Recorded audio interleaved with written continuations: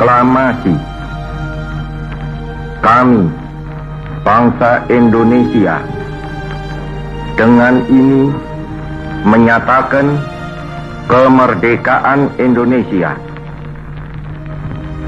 Hal-hal yang mengenai pemindahan kekuasaan dan lain-lain diselenggarakan dengan cara saksama dan dalam tempo yang sesingkat-singkatnya.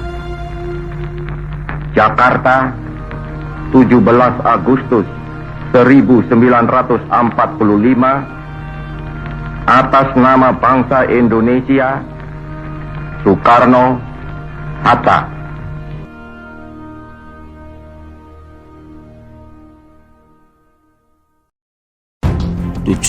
Agustus 1945 adalah peristiwa proklamasi yang dilakukan oleh Soekarno dan Hatta, yang dengannya menunjukkan kepada dunia bahwa Indonesia telah berubah menjadi negara merdeka dan berdaulat. Deklarasi kemerdekaan bernilai sangat penting bagi sebuah negara karena hal tersebut adalah syarat untuk mencapai terbentuknya sebuah negara yang merdeka, yaitu pengakuan dari negara-negara lain. Konvensi Montevideo, Pan-American Convention on Rights and Duties of States of 1933, adalah sebuah aturan acuan yang salah satunya berisi tentang syarat-syarat berdirinya sebuah negara. Huala Adolf di dalam bukunya yang berjudul Aspek-Aspek Negara dalam Hukum Internasional yang diterbitkan tahun 1993 menjelaskan bahwa di dalam pasal 1 Konvensi Montevideo diterangkan bahwa suatu negara baru akan dapat secara sah menjadi sebuah negara jika telah memenuhi 4 syarat pokok, yaitu yang pertama, memiliki populasi tetap, terdapat rakyatnya atau masyarakatnya. Yang kedua, telah memiliki dan menentukan daerah teritorialnya. Kemudian yang ketiga, memiliki pemerintahan yang independen atau berdaulat. Kemudian yang terakhir, yang keempat, memperoleh pengakuan dari negara lain sehingga bisa menjalin hubungan dengan masyarakat internasional. Dari 4 syarat di atas, pada 17 Agustus 1945, pengakuan dari negara lain belum didapat oleh Indonesia, berbeda dengan 3 poin lainnya yang memang sudah dibahas sebelumnya. Sebenarnya untuk membentuk sebuah negara, hal yang perlu diketahui di sini adalah yang pertama ada rakyat. Yang kedua, ada wilayah atau teritorial. Yang ketiga, ada pemimpin dan sistem pemerintahannya. Dan yang terakhir adalah pengakuan dari negara lain. Saat Indonesia merdeka pada tanggal 17 Agustus 1945, hal yang penting perlu dicatat di sini adalah peran Pak H.M. Rashidi, yang selanjutnya dikenal sebagai Profesor Dr. H.M. Rashidi, menjadi Menteri Agama Republik Indonesia. Ketika saat itu, Dr. H.M. Rashidi telah menerjemahkan teks proklamasi kemerdekaan Republik Indonesia ke dalam bahasa Arab, yang selanjutnya diumumkan lewat radio sehingga didengar oleh kalangan orang-orang di Timur Tengah, yang selanjutnya banyak pengakuan dari Timur Tengah terhadap kemerdekaan Republik Indonesia. Negara Mesir adalah negara pertama yang mengakui kemerdekaan Republik Indonesia, yang saat itu sekaligus Mesir sebagai tuan rumah pertemuan Liga Arab yang diikuti oleh 7 negara, dan pada pertemuan itu langsung diumumkan bahwa Indonesia merdeka.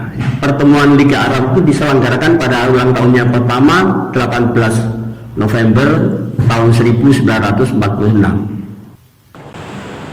Apa tujuan diplomasi itu sendiri? Diplomasi bertujuan untuk menjalin relasi dengan negara lain dalam rangka satu, menjaga kestabilan itu sendiri, yang kedua menjaga keamanan ancaman dari dalam maupun dari luar.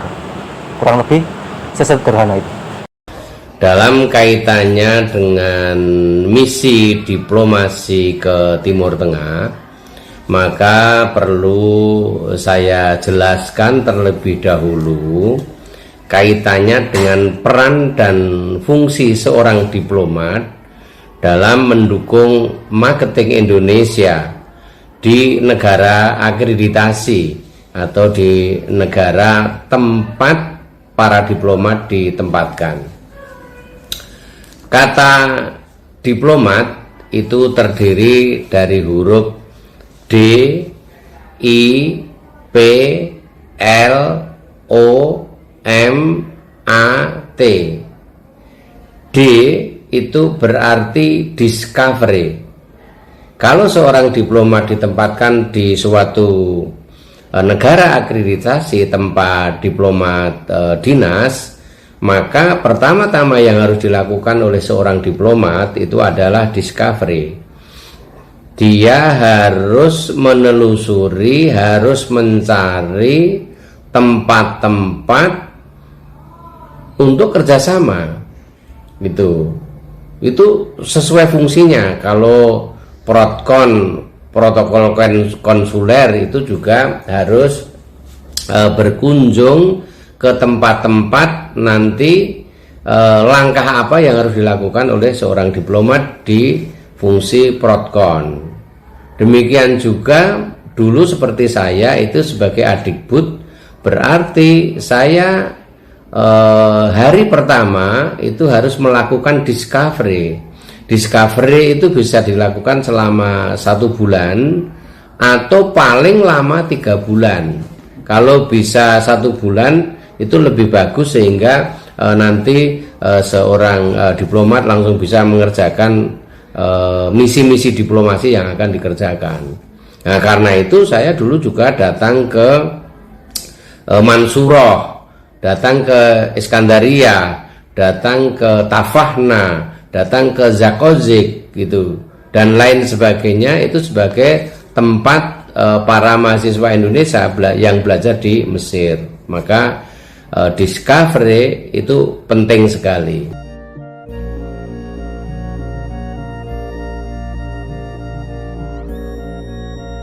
22 Maret 1946 dalam perayaan 1 tahun Liga Arab dalam Mesir menyampaikan dukungan akan kemerdekaan Indonesia secara de facto dan mengajak negara-negara anggota Liga Arab untuk turut mendukung kemerdekaan Republik Indonesia.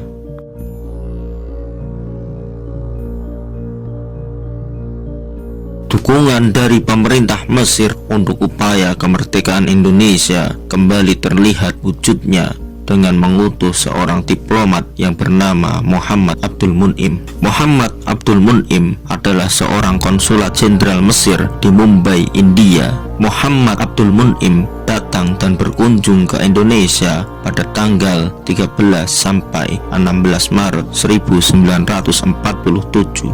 Kedatangan Muhammad Abdul Mun'im ke Indonesia adalah sebuah tindakan yang penuh dengan resiko. Hal tersebut dikarenakan wilayah Indonesia masih berada dalam blokade pemerintah Belanda. Meski begitu, Muhammad Abdul Mun'im berhasil sampai ke Yogyakarta dan memberikan surat resmi yang di dalamnya berisi dukungan dari negara-negara yang berada di dalam komunitas Liga Arab yang menginginkan suatu kemerdekaan bagi negara Indonesia. Surat tersebut diberikan kepada Presiden Indonesia yang pertama, yaitu Soekarno.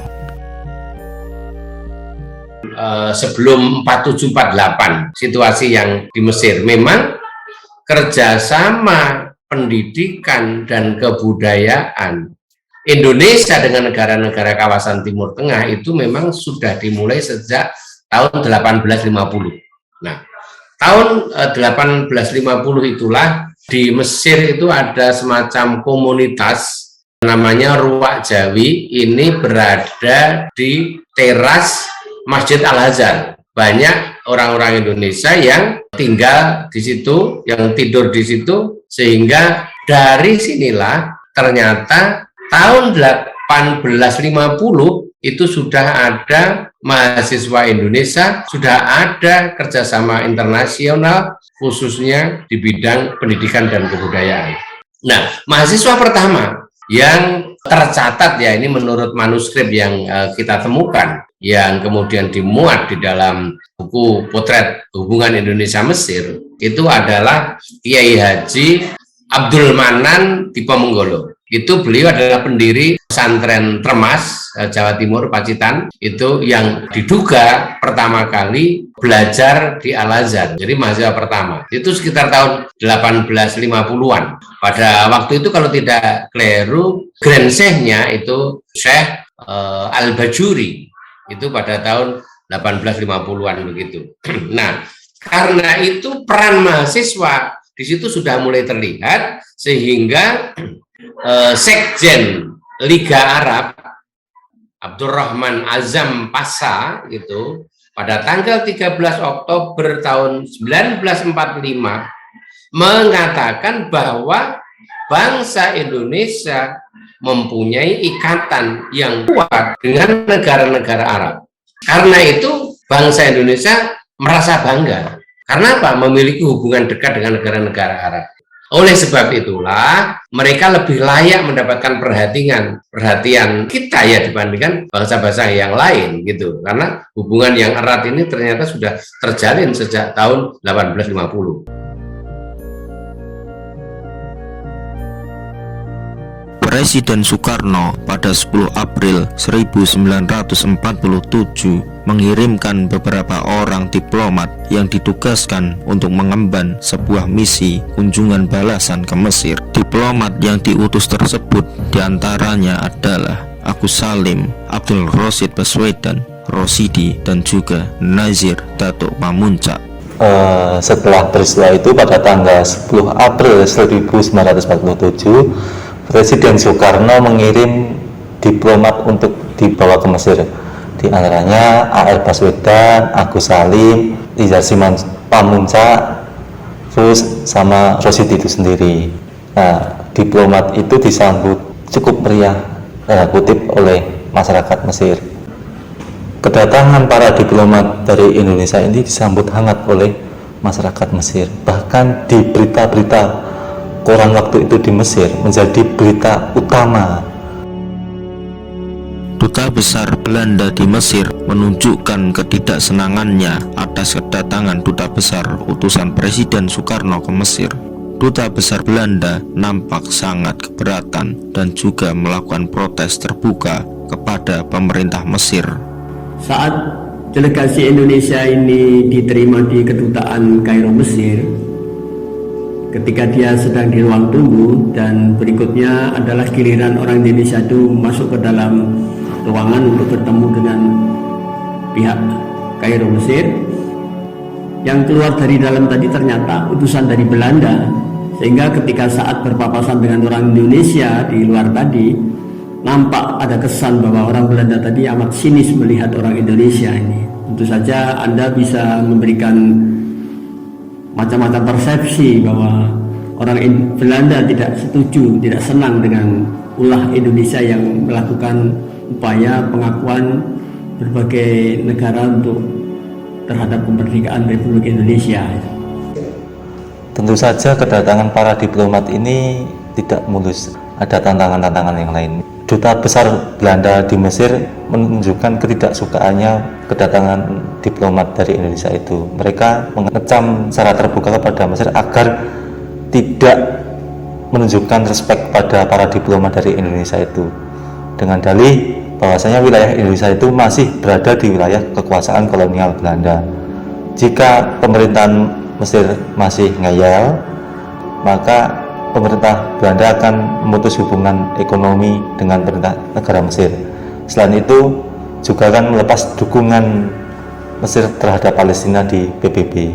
Ancaman yang keluar dari diplomat Belanda ternyata tidak membuat pemerintah Mesir berhenti untuk membela kemerdekaan bangsa Indonesia. Bahkan yang terjadi justru hubungan antara Indonesia dan Mesir dapat terus berlangsung dengan baik melalui jalur misi diplomatik lanjutan yang dilaksanakan pada 26 April 1947. Tanggal 26 April 1947, pemerintah Indonesia mengirim delegasi ke Mesir yang dipimpin oleh Abu Salim dan Sultan Syahrir.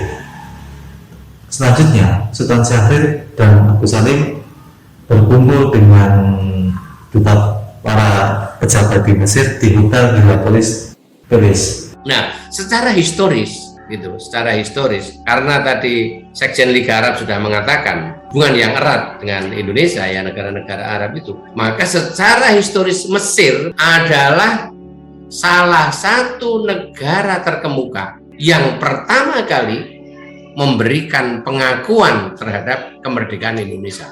Nah, karena itulah pada tanggal 10 Juni 1947, karena ini tadi bicara misi diplomasi ke Timur Tengah itu tahun 1947-1948, maka pada tanggal 10 Juni 1947 itu secara resmi telah dibuka hubungan diplomatik Indonesia Mesir. Nah, pembukaan hubungan itulah dilakukan melalui penandatanganan The Treaty of Friendship and Cordiality. The Treaty of Friendship and Cordiality, gitu ya. Yang kemudian dilanjutkan pada tahun 1949 dibukalah Kedutaan Besar Republik Indonesia di Kairo. Itu tahun 49. Setelah penandatanganan perjanjian persahabatan antara Indonesia dengan Mesir, negara Arab yang dikunjungi selanjutnya adalah Syria. Delegasi Republik Indonesia mendapatkan sambutan resmi pemerintah dan rakyat Syria di Damaskus. Pengakuan berikutnya adalah dari negara Suriah, yang dalam hal ini Haji Agus Salim sebagai utusan luar negeri negara Republik Indonesia yang diutus oleh Presiden Soekarno saat itu, ya, pada tanggal 2 Juli 1947 mengadakan perjanjian dengan Suriah, yang oleh Suriah diwakili Menteri Luar Negerinya Jamil Mardambei. Nah, perjanjian mengenai Indonesia Suriah ini hampir sama dengan Mesir, hanya masalah perdagangan tidak dilakukan perjanjian.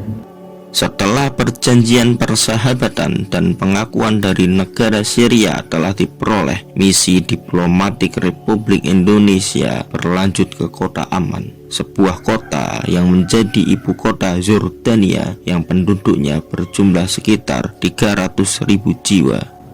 Pengakuan Yordania sebenarnya secara de facto telah diberikan pada tanggal 18 November tahun 1946 saat Liga Arab itu mengadakan pertemuan di Mesir. Ini pengakuan secara de facto, ya. Secara de jure, ketika delegasi Indonesia datang ke Kota Amman Yordania, yang Kota Amman saat itu dihuni kira-kira 300.000 orang, delegasi Indonesia diterima oleh Amir Abdullah. Saat itu belum bisa memberikan pengakuan secara de jure karena mereka mengakui bahwa Yordania masih dalam kekuasaan Inggris, begitu. Setelah Yordania, misi diplomatik negara Republik Indonesia yang berikutnya adalah mengunjungi Baghdad, Irak. Setelah delegasi Indonesia berkunjung ke Yordania, terus mengunjungi Baghdad, Irak, dan di Irak delegasi Indonesia mendapatkan sambutan yang meriah, yang luar biasa lah.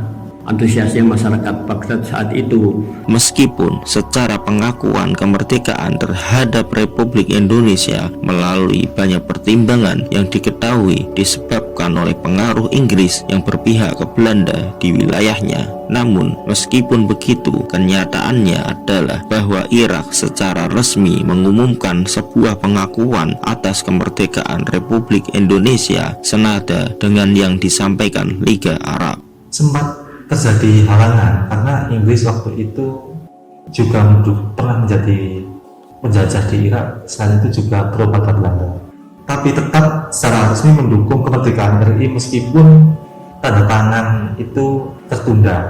Setelah kunjungan resmi ke Irak, para diplomat RI kemudian berkunjung ke Lebanon. Di waktu yang sama, sedang terjadi agresi serangan militer Belanda yang pertama di wilayah Republik Indonesia. Setelah delegasi Indonesia yang dipimpin oleh Haji Agus Salim berkunjung ke Irak, mereka berkunjung ke Lebanon. Awalnya, delegasi Haji Agus Salim ini ragu-ragu untuk meminta pengakuan atas kemerdekaan Republik Indonesia oleh Lebanon, karena pihak penguasa Lebanon yang saat itu dekat dengan Barat, beliau adalah Riyad Solbe. Ini ternyata dugaan itu tidak benar bahwa dekat dengan Barat terus memihak ke Barat dan tidak memihak Indonesia. Ternyata mereka amat antusias menyambut kedatangan delegasi Indonesia, dan mereka sebelumnya telah melihat adanya film dokumenter yang diputar di acara resepsi di misi pertemuan diplomasi di Mesir, yang saat itu proklamasi kemerdekaan Indonesia itu diputar di sana, dan ini memberikan inspirasi kepada Lebanon untuk memberikan rasa simpati dan pengakuannya terhadap kemerdekaan Indonesia. Perlu kita ketahui bahwa tanggal 21 Juni sampai 5 Agustus itu di negara Indonesia terjadi agresi militer yang pertama oleh Belanda, dan pengakuan Lebanon kepada kemerdekaan Republik Indonesia ini dilakukan pada tanggal 29 Juni tahun 1947. Wilayah Timur Tengah yang notabene mayoritas Muslim, tapi Lebanon ini dominasi mayoritasnya agama Kristen waktu itu. Nah, otomatis kesamaan agama ini menurut Eugen Robben dalam bukunya Pasca Kekhalifahan Ottoman itu, Lebanon lebih ke pro barat daripada Timur Tengah. Tapi perasaan ragu yang dialami Agus Salim ini nampaknya nggak terjadi. Faktanya Riyad Solbe itu yang menjadi pemimpin Lebanon waktu itu menaruh simpatik pada video proklamasi yang ditontonnya di Mesir waktu itu. Pasca pengakuan kemerdekaan dari pemerintah Lebanon telah berhasil didapatkan terhitung sejak 7 Agustus 1947, Haji Muhammad Rosyidi yang kelak menjadi profesor doktor kemudian menjadi pemimpin misi diplomatik Republik Indonesia ke berbagai negara Arab berikutnya. Delegasi Indonesia setelah berkunjung ke Lebanon, berikutnya adalah kunjungan ke Arab Saudi, tapi dalam hal ini Haji Agus Salim ada pertemuan di Amerika Serikat di Lake Success, New York ya. Dalam pertemuan PBB ditemani oleh Sultan Syahrir, sehingga pertemuan dengan Raja Saudi Arabia ini dipimpin oleh HM Rosyidi. HM Rosyidi saat itu ditemani oleh Abdurrahman Azam Pasha, Sekjen Liga Arab ya, sehingga hal ini menjadikan Saudi lebih percaya kepada kedatangan misi HM Rosyidi ini. Walaupun sebenarnya misi HM Rosyidi pada tanggal 7 Agustus 1947 ini sempat dihalangi oleh utusan Belanda, yang saat itu utusan Belanda ini adalah Sultan Abdul Hamid ya, Raja Pontianak ya. Ini orang Pontianak dari Indonesia juga. Namun pada akhirnya tanggal 21 November 1947, King Abdul Aziz atau Raja Abdul Aziz As-Saud menyetujui mengakui kemerdekaan Republik Indonesia. Dan perlu diketahui bahwa tanggal 7 Agustus ketika HM Rosyidi berkunjung ke Saudi Arabia ini, kondisi Saudi Arabia sedang musim haji. Kan Rosidi ini datang ke Saudi pada tanggal 7 Agustus 1947. Nah, baru ditandatangani oleh Raja Saudi tanggal 21 November 1947. Seperti ada jeda waktu yang cukup lama. Itu karena ada dua faktor. Yang pertama faktor bertepatan dengan musim haji. Yang kedua itu ada faktor sedikit gangguan dari kaki tangan ganda Sultan Abdul Hamid yang berupaya menggagalkan upaya diplomasi itu. Kerajaan Yaman adalah negara Arab terakhir yang bersedia memberikan pengakuan kemerdekaan terhadap negara baru Republik Indonesia. Negara terakhir yang dikunjungi oleh tim dari Indonesia yaitu adalah negara Yaman. Ya, perlu diketahui di sini bahwa negara Yaman ini hanya menjalin kerjasama kepada negara yang tergabung dalam Liga Arab saja.